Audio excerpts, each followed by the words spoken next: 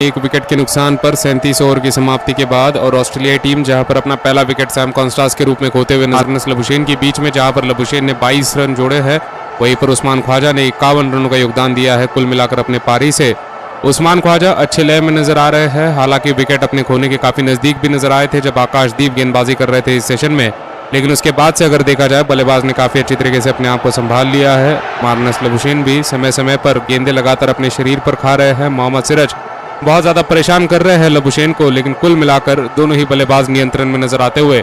अगली गेंद off stump की लाइन में डाली गई गुडलिन की गेंद थी नीतीश रेड्डी की तरफ से। बल्लेबाज ने रक्षात्मक अंदाज में इस गेंद को ढकेल दिया शॉर्ट कवर की दिशा में। 30 गज के दायरे के अंदर ही गेंद को रोका जाएगा, कोई रन लेने का मौका नहीं है और इसी के चलते ये मेलबर्न का मुकाबला काफी लंबा मुकाबला होते नजर आ रहा है।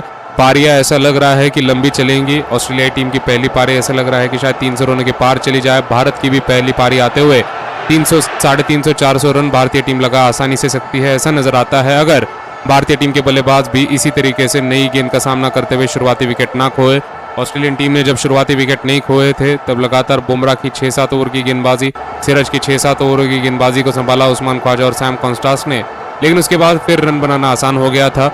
भारतीय टीम के बल्लेबाजों को भी यही रणनीति लगानी होगी जब वो बल्लेबाजी करने के लिए आएंगे, लेकिन फिलहाल नीतीश रेड्डी गेंदबाजी करते हुए ऑलराउंडर गेंदबाज अपनी गेंदबाजी लेकर आएंगे। इस ओवर की तीसरी गेंद बाएं हाथ के बल्लेबाज के लिए ओवर द विकेट से अपनी गेंदबाजी लेकर दौड़ेंगे। स्लिप खिलाड़ी तैनात है 2, इनके अलावा एक गली खिलाड़ी तैनात है।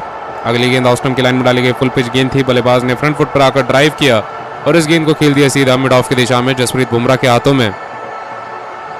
137 का जहां पर स्कोर है ऑस्ट्रेलियाई टीम का। उस्मान ख्वाजा और मार्नस लबुशेन किसी भी तरीके की जल्दबाजी में नजर नहीं आ रहे हैं। सैम कॉन्स्टास जहां पर हमने देखा था काफी तेज बल्लेबाजी कर रहे थे, काफी आक्रामक होते हुए 100 के ऊपर का स्ट्राइक रेट छू रहे थे, लेकिन उस तरीके की जल्दबाजी ना उस्मान ख्वाजा की बल्लेबाजी में है ना लबुशेन के।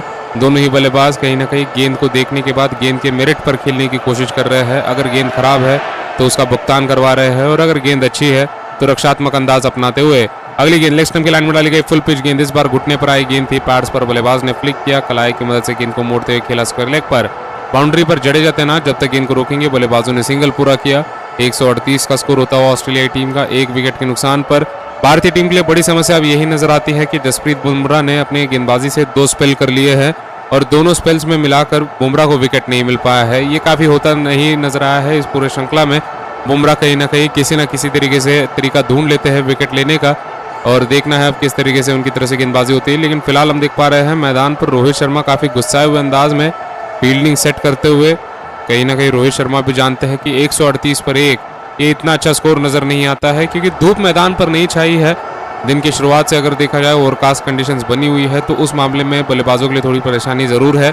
अगली गेंद आती हुई नीतीश रेड्डी की ऑफ स्टंप के लिए बाहर डाली गई, पट की गई बाउंसर गेंद, इस बार बल्लेबाज नीचे झुके, गेंद को जाने दिया सीधा विकेट कीपर के दस्तानों में, कोई रन लेने का मौका नहीं। लबुशेन और ख्वाजा की तुलना में अगर देखा जाए तो लबुशेन ज्यादा अस्थिर नजर आते हुए नियंत्रण में नजर नहीं आ रहे हैं और ऐसा लग रहा है कि भारतीय टीम को इनका विकेट मिल सकता है। ख्वाजा वहीं पर देखा जाए इस मुकाबले में आते हुए काफी ज्यादा बेहतर बल्लेबाजी कर पा रहे हैं। इनका शिकार लगातार शुरुआत में ही कर लिया करते थे जसप्रीत बुमराह, इस पूरे श्रृंखला में देखा गया है, लेकिन ख्वाजा इस बार बेहतर बल्लेबाजी करते हुए तैयारी कर आए हैं। काफी ज्यादा परिवर्तन अपने खेल में तकनीक में किया है बुमराह का सामना करने के लिए। अगली गेंद फिलहाल नीतीश रेड्डी की मिडिल स्टंप की लाइन में डाली गई फुल पिच गेंद, लबुशेन ने गेंद को ढकेल दिया रक्षात्मक अंदाज में स्लिम डाउन की दिशा में। खिलाड़ी जहां पर यशस्वी जायसवाल तैनात, गेंद को जब तक रोकते बल्लेबाजों ने कोई रन पूरा नहीं किया। स्कोर 138 रनों का बना रहेगा।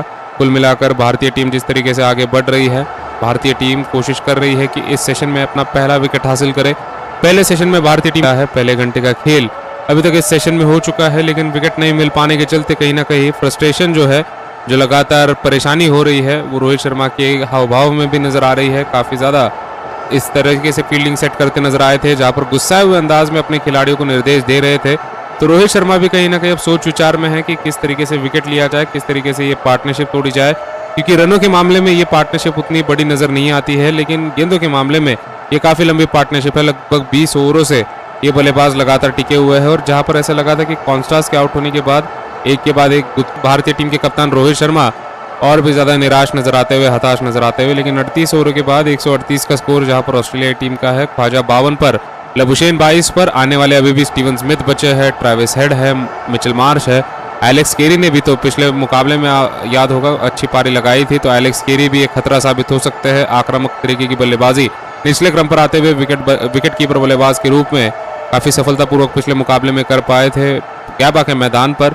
और कहीं ना कहीं ऑस्ट्रेलियन टीम अब इस पारी में सोच रही होगी कि 400 से 500 रन लगाया जाए, 600 रन भी लगाने की कोशिश हो सकती है अगर एक ही पारी में भारतीय टीम को दोनों पारी में निपटाना है। लेकिन क्योंकि टॉस ऑस्ट्रेलिया ने जीता है, पहले पारी में बल्लेबाजी चुनी है, तो ऑस्ट्रेलिया जानता है कि चौथे पारी में इनकी बल्लेबाजी नहीं आने वाली है और इसी के चलते कहीं ना कहीं 600 साढ़े 600 रन इतनी लंबी स्कोर की नहीं सोचेगा ऑस्ट्रेलियाई टीम।